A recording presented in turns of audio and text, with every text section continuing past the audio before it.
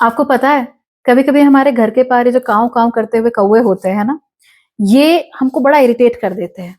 हमें उनका काला रंग अच्छा नहीं लगता, they are not colourful birds जिनको देख के हमें मज़ा आए। मुझे तो कौवे बड़े अच्छे लगते हैं। लेकिन आपको मैं इनके बारे में क्यों बता रही हूँ? बात ये है कि ये जो कौवे हैं ना, इनकी इंटेलिजेंस 7 साल के बच्चे के बराबर होती है या फिर किसी एप के बराबर। ये लोग प्रॉब्लम सॉल्विंग कर सकते हैं, इंसानों के चेहरे भी याद रख सकते हैं और इनका बात करने का तरीका भी होता है। They have very complex language systems as well compare to other birds. और इनके बारे में बात करना इसलिए जरूरी है क्योंकि कौवे जुड़े हुए होते हैं शनिदेव के साथ, और अक्सर क्योंकि वो उनके साथ जुड़े हुए होते हैं इसीलिए हमें कौवों से तकलीफ भी होती है। ऐसा कुछ भी नहीं है, ना शनिदेव में कोई समस्या है और ना ही कौवों के साथ। और अब क्योंकि शनि जयंती आने वाली है, इसीलिए मुझे लगा कि मैं आप लोगों को शनिदेव के बारे में कुछ ऐसी चीजें बताऊं जिनके बारे में शायद आपने पहले कभी सोचा नहीं होगा या शायद ध्यान नहीं दिया होगा। शनिदेव के अगर हम जन्म की बात कहें तो शनिदेव का जन्म हुआ था छाया से। छाया और कोई नहीं बल्कि संजना की ही छाया थी, यानी उनकी परछाई थी। संजना विश्वकर्मा की पुत्री थी जिनका विवाह सूर्य के साथ हुआ था। लेकिन सूर्य में बहुत ज्यादा तेज था और उस तेज से तंग आकर संजना अपने पिता के घर चली जाती है और वो विश्वकर्मा से कहती हैं कि मैं सूर्य के साथ नहीं रह सकती, उनका तेज बहुत ज्यादा है और इसकी वजह से मुझे समस्या होती है। लेकिन विश्वकर्मा कहते हैं कि देखो, तुम्हें अपने पति के साथ ही रहना होगा। इस बात से बड़ी खिन्न होकर संजना अपने पिता के घर से भी चली जाती है, लेकिन वो अपने पति के घर वापस नहीं जाती।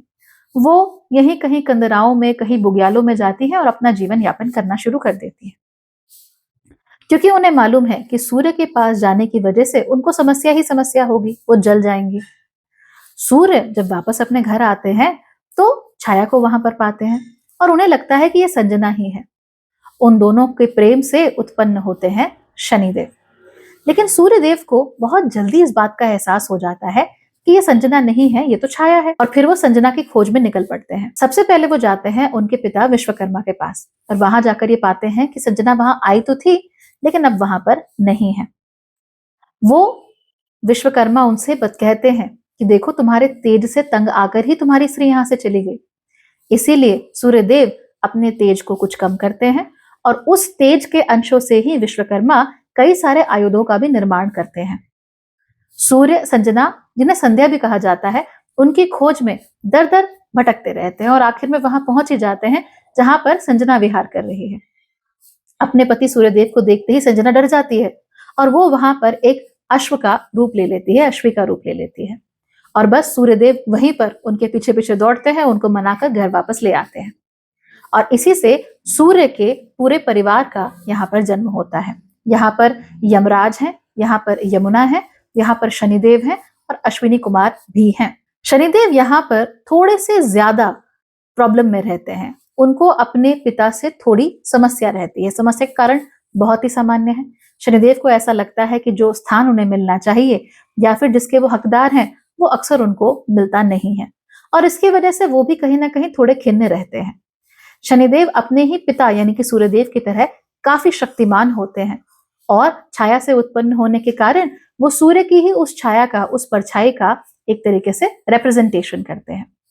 इस रिप्रेजेंटेशन की ही वजह से हम देखते हैं कि ज्योतिष में भी सूर्य और शनि हमेशा एक दूसरे के साथ एक द्वंद्व में ही रहते हैं। एक तरफ सूर्य होते हैं, वहां उजाला होता है, और एक तरफ शनि होते हैं, वहां पर उजाला नहीं होता, वहां पर छाया होती है। सूर्य अपने तेज से आपको दबा देते हैं और शनि अपने प्रेशर से आपको दबा देते हैं। लेकिन आखिरकार ये दोनों प्लैनेट्स करना क्या चाहते हैं, खास तौर पर शनि? बात यह है कि शनिदेव किसी भी व्यक्ति की कुंडली में बैठकर उसके कर्मों को जज करते हैं। अब सुनने में कितना खराब लगता है, लेकिन मैं कभी कभी सोचती हूँ कि अगर हम कहें कि शनि कर्मों के देवता है तो हम उनसे इतना डरते क्यों हैं? क्या हमें यकीन है कि हमने उल्टे कर्म ही किए होंगे? Think about it. Are you super sure कि आपने सारे के सारे काम उल्टे ही किए हैं, जिसकी वजह से शनि जैसे ही आएंगे वो आपके उल्टे कर्मों का फल आपको देना शुरू कर देंगे? एक्चुअली बहुत सारे लोग इसी वजह से शनि से भी डरते हैं और साढ़े साथी से भी डरते हैं। उन्हें लगता है कि साढ़े साथी आएगी तो शनिदेव जाने उनके जीवन में कौन सी उथल पुथल मचा देंगे। मैं मना नहीं करूंगी, उथल पुथल जरूर मचती है। शनि आपके जीवन में से हर उस चीज को उखाड़ कर बाहर फेंक देते हैं जिसकी अब आपको जरूरत नहीं है। आपके पास पौधे हैं, आपने कभी प्रूनिंग की है उन पौधों की? यानी कि जो पुरानी शाखाएं होती हैं, डंडियां सी बन जाती हैं जिनमें जान नहीं होती, उनको तोड़कर काट कर हम साइड कर देते हैं ताकि जो पौधा है वो हमेशा हरा भरा रहे और उसके न्यूट्रिशन में कोई कमी ना हो। अगर हम उन शाखों को जो बुरी तरीके से सूख चुकी हैं वैसा ही छोड़ दें तो पूरे पेड़ के मरने के चांसेस भी हो सकते हैं। पेड़ हेल्दी नहीं हो पाता, पौधा भी हेल्दी नहीं हो पाता। शनिदेव का काम यही प्रूनिंग का काम होता है।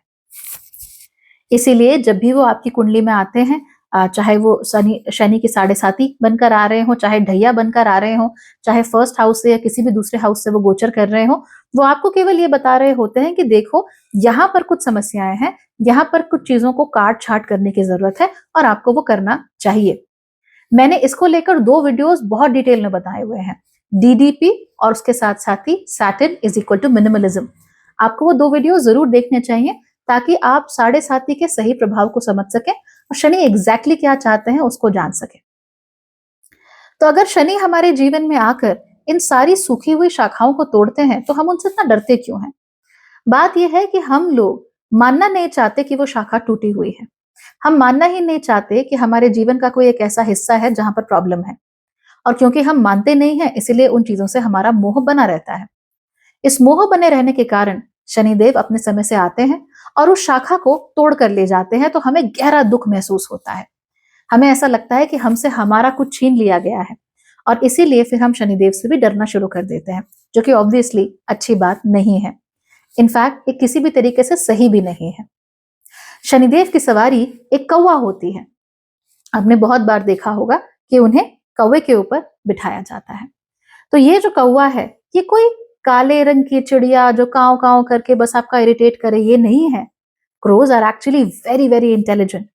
उनकी इंटेलिजेंस बहुत शार्प होती है और आप यकीन नहीं करेंगे, कौवों में अक्सर लॉन्ग टर्म प्लानिंग की भी क्षमता होती है, जो कि आपको ज्यादातर दूसरी बर्ड्स में देखने को नहीं मिलेगा। I have dogs at home, dogs are relatively intelligent, लेकिन कुत्तों में भी ये लॉन्ग टर्म प्लानिंग की क्षमता नहीं होती जो हमारे बेस्ट फ्रेंड होते हैं, लेकिन कौवों में ये होती है। कौवे प्रॉब्लम्स को भी सॉल्व कर सकते हैं, आपको याद रख सकते हैं, आपसे बातें भी कर सकते हैं और आपके साथ नई नई ट्रिक्स, नई नई चीजें सीख भी सकते हैं। इस तरह की इंटेलिजेंट हमें ऑक्टोपस में भी देखने को मिलती है, लेकिन सामान्य तौर से we will see it in the crows.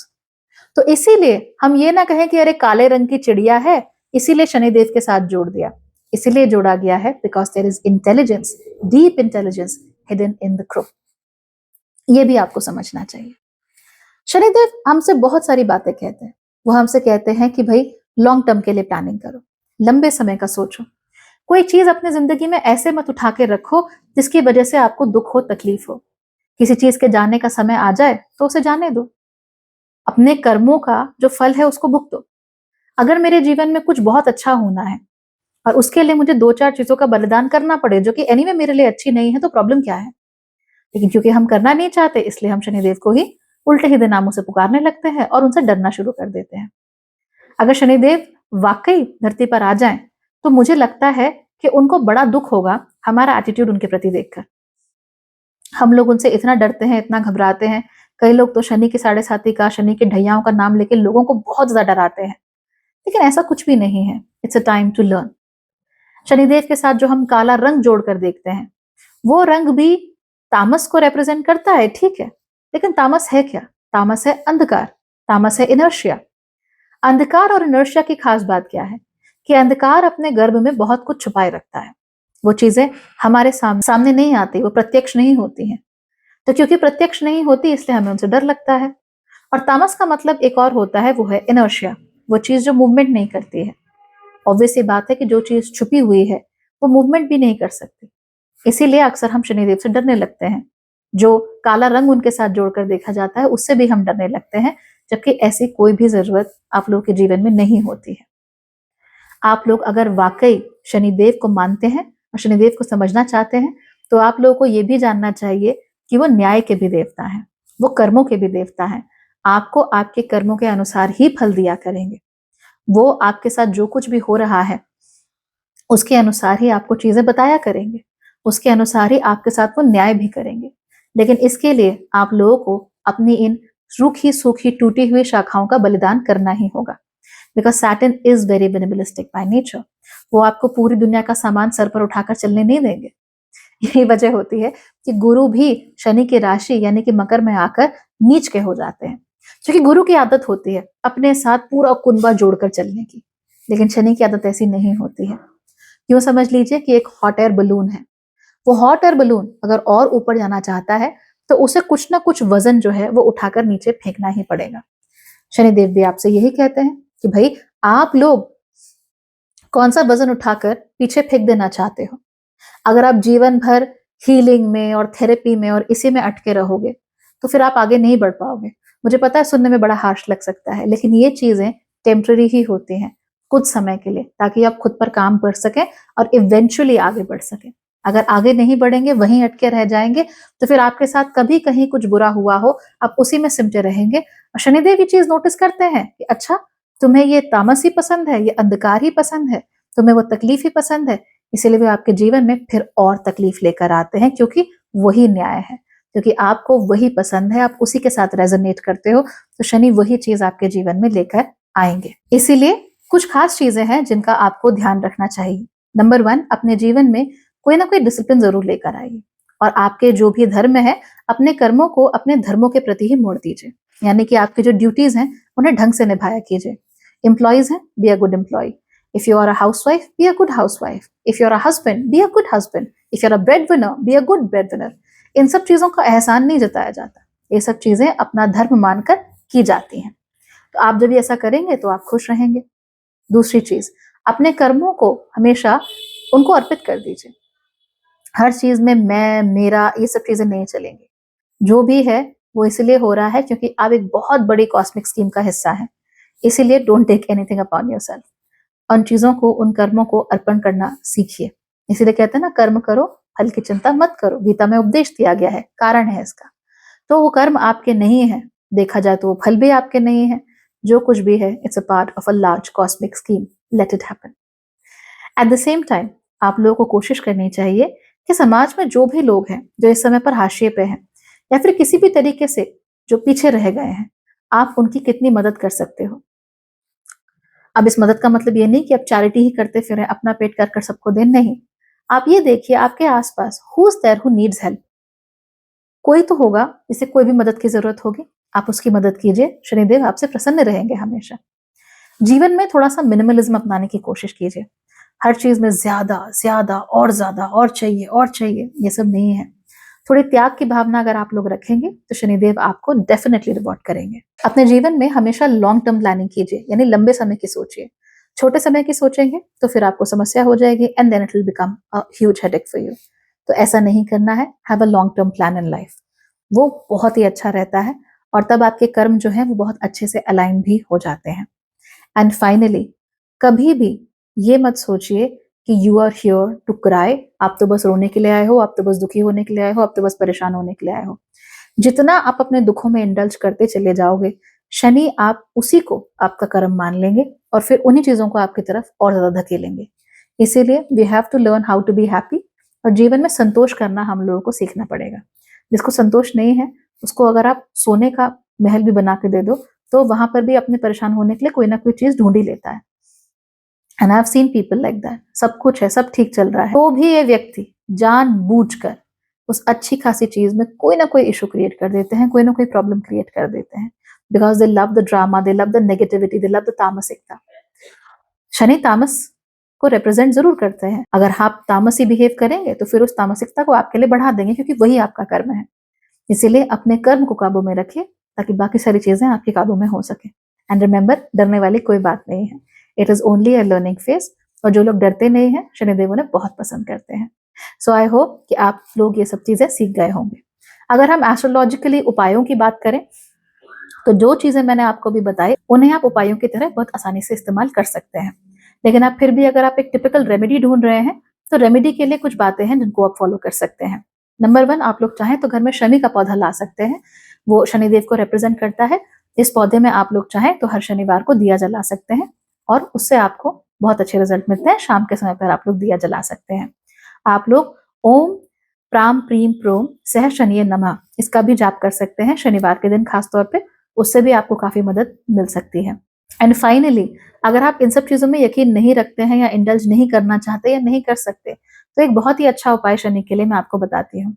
Is there something जो कि आप छोड़ सकते हैं अपनी जिंदगी में? आप उस चीज को जरूर छोड़ दीजिए जो भी आपकी प्रिय है, और ये बलिदान शनिदेव को जेन्युइनली अच्छा लगेगा। उसके लिए आपको हर शनिवार को मंदिर में जाकर तेल चढ़ाने की जरूरत नहीं है। I hope this was helpful. Take good care of your self. Bye.